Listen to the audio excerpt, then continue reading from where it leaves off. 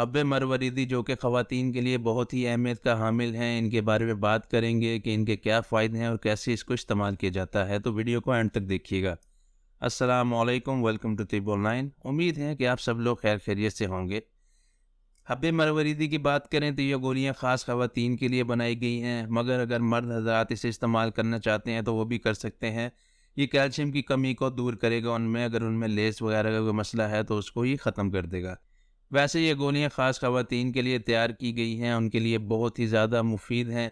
ख़वातीन की इन मख़सूस और पोशीदा शिकायतों को दूर करती हैं, जो कि इनकी क़ुव्वत और तंदुरुस्ती को आहिस्ता-आहिस्ता ख़राब कर देती हैं, जो जवानी में बुढ़ापे की हालत पैदा कर देती हैं।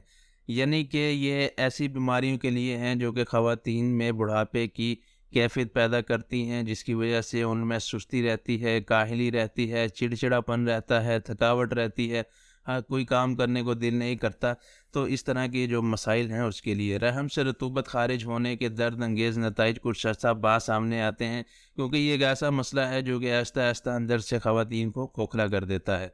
सफ़ेद रतूबत जो उनके रहम से गैर तबी तौर पर ख़ारिज होती है, वो जिस्म को नहायत कमज़ोर बना देती है।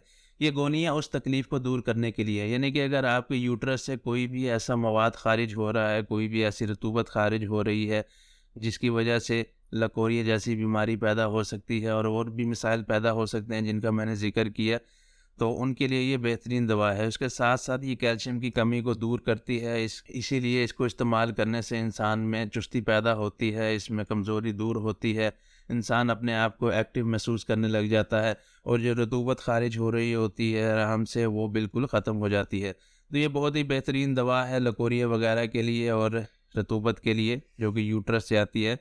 तो इसका तरीक़ा इस्तेमाल की बात करें तो एक-एक गोली आपने लेनी है सुबह-शाम, या दूध के साथ ले लें, या इसके अलावा आप अर्क अंबर के साथ भी ले सकते हैं।